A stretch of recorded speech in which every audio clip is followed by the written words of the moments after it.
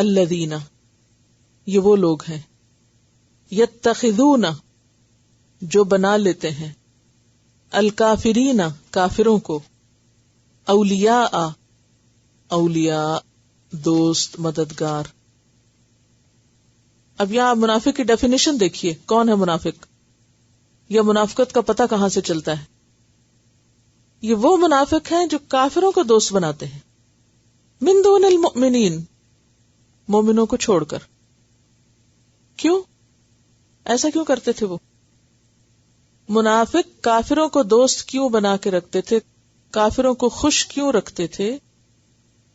تاکہ ان سے فائدے حاصل کر سکیں. جیسا کہ آپ سب جانتے ہیں کہ منافقت ظاہر ہوئی کب؟ جنگ بدر کے بعد. جنگ بدر میں کیا تھا؟ مسلمانوں کو کامیابی حاصل ہوئی تھی، فتح حاصل ہوئی تھی، مال غنیمت ملا تھا. تو وہ لوگ جو ابھی تک مسلمان نہیں ہوئے تھے، انہوں نے دیکھا بھئی مسلمان تو فوراً آتے ہی یہاں کامیاب ہو گئے ہیں، ضرور اس میں کوئی فائدہ ہے، مسلمان بننے میں بہت مال ہاتھ آئے گا، لہذا کیا کرو، مسلمان بن جاؤ، اپنے آپ کو مسلمان شو کرو تاکہ تم مسلمانوں سے فائدہ حاصل کر سکو. جب جب یہ کامیاب ہوں گے تو تمہارا بھی ساتھ حصہ لگ جائے گا. اگلے سال کیا ہوا؟ شکست ہو گئی. اب کیا تھا؟ اب انہیں یہ خیال آیا مفاد پرستوں کو کہ یہ ضروری نہیں کہ ہمیشہ یہی جیتیں گے، اس لیے ہمیں دوسروں سے بھی اپنے تعلقات بہت اچھے رکھنے چاہیے تاکہ ہمیں کوئی نقصان نہ پہنچے، اور جدھر پلہ بھاری ہوگا ہم ادھر ہی لڑک جائیں گے. تو منافقت کب جنم لیتی ہے؟ جب انسان کے اندر مفاد پرستی آتی. گویا دوسرے لفظوں میں مفاد پرستی، مصلحت پرستی منافقت کی جڑ ہے یا منافقت کو جنم دیتی ہے. تو یہ وہ منافق ہیں جن کو جہنم کی بشارت دی جا رہی ہے، جو کافروں کو دوست بناتے ہیں ان سے فائدے اٹھانے کے لیے، حالانکہ نہ وہ ان کے دوست ہیں اور نہ ہی ان کے دوست ہیں، وہ کسی کے بھی نہیں ہیں.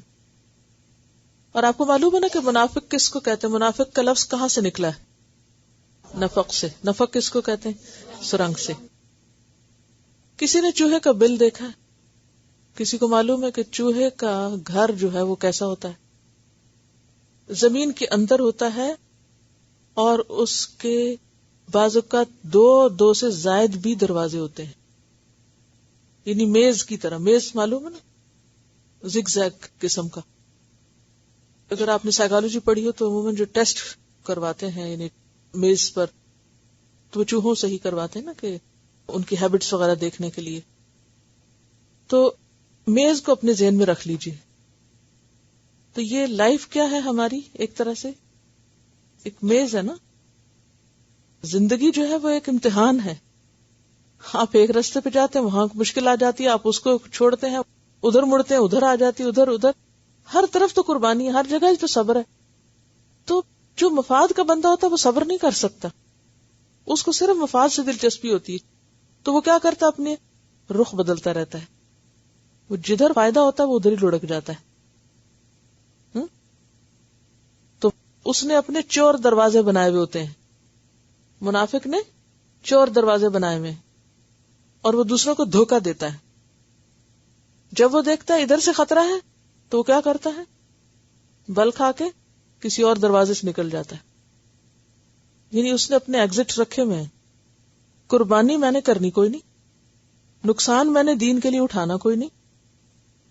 لہذا جہاں دین مجھ سے کسی چیز کا تقاضا کرے گا تو میں کیا کروں گا؟ اپنا پہلے سے انتظام کر کے رکھوں گا. تو ان کی کافروں سے دوستی کی وجہ کیا تھی؟ ان سے تعلقات مضبوط رکھنے کی اور ان کو خوش رکھنے کی وجہ دراصل یہ تھی، یعنی مدینہ میں، کہ وہ اپنا الو ہر جگہ سیدھا رکھنا چاہتے تھے، صرف دنیا کے فائدے. وہ کسی کو بھی ناراض نہیں کر سکتے. اللہ تعالیٰ فرماتے ہیں ایبتغون عندہم العزہ، یہ لوگ ان کے پاس عزت لینے جاتے ہیں، یہ ان سے عزت چاہتے، ان کی نظروں میں بڑا بننا چاہتے.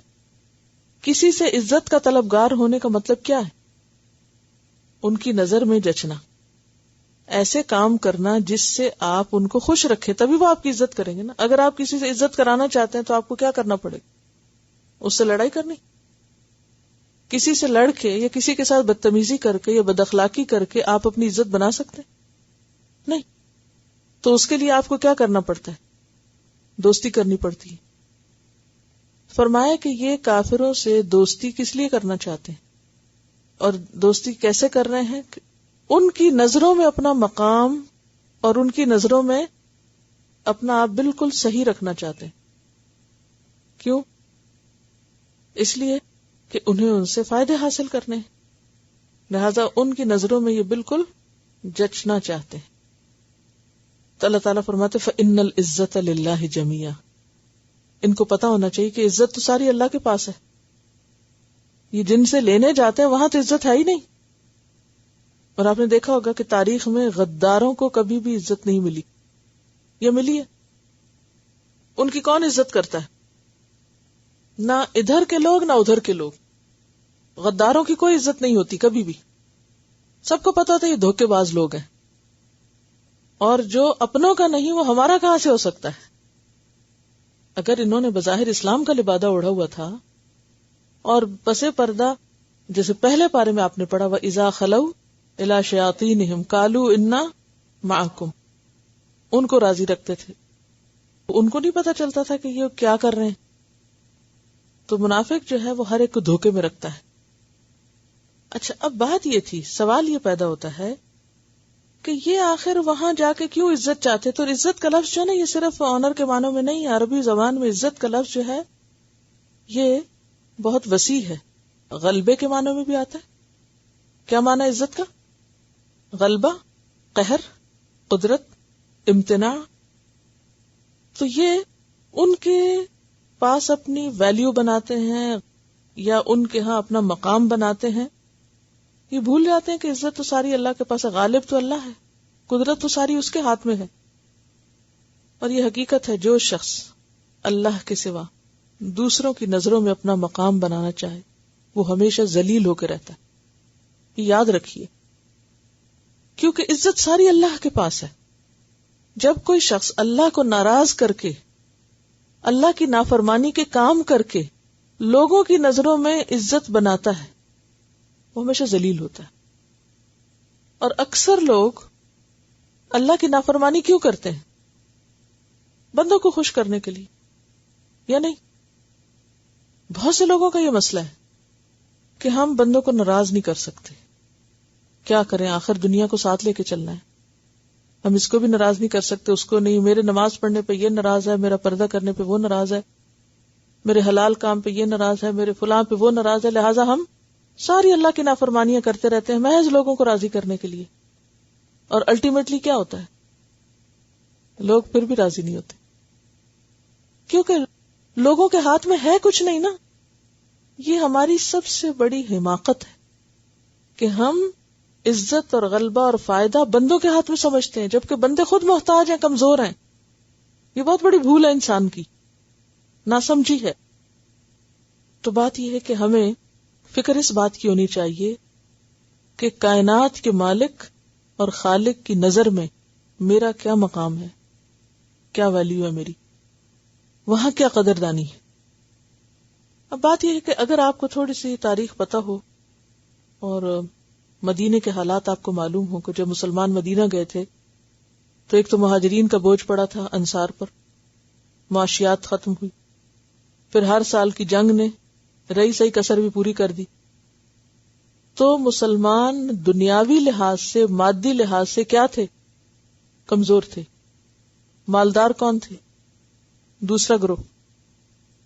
اب جو لوگ اسلام کی صرف فتح دیکھ کے، جنگوں کے مال غنیمت دیکھ کے مسلمان ہوئے تھے، یا اسلام کی ابھرتی ہوئی قوت کو دیکھ کے مسلمان ہوئے تھے، اور اس سے آگے اللہ کی ہستی اور اللہ کی بڑائی اور اللہ پر ایمان ان کے اندر اس درجے کا نہیں تھا، تو اس کا نتیجہ یا اس کا نقصان کیا ہوا کہ وہ کہیں کے بھی نہ رہے. انہوں نے دونوں طرف سے فائدہ اٹھانا چاہا جبکہ وہ دونوں طرف سے محروم رہے. ہم سب کے لیے بھی اس میں بہت بڑا سبق ہے. اور وہ کیا کہ اصل کامیابی ایمان کے ساتھ ہے، اصل عزت اللہ کے پاس ہے. اللہ کی نافرمانی میں کوئی عزت نہیں. اگر اللہ کو ناراض کر کے آپ بندوں کو راضی کرنے پہ تلے ہوئے تو بندے کبھی بھی راضی نہیں ہو سکتے. پیچھے آپ دیکھیں نا، جب انصاف کی بات ہوئی تو عموماً ظلم کب ہوتا ہے؟ جب بعض اوقات بندہ بندوں کو راضی کرنے نکل جاتا ہے. عموماً آپ نے دیکھا ہوگا کہ لوگ یہ شرطیں لگاتے ہیں، اگر تم اس سے ملے تو پھر مجھ سے نہیں ملنا، اگر تم نے اس سے دوستی رکھی تو پھر میرے ساتھ نہیں رکھنا.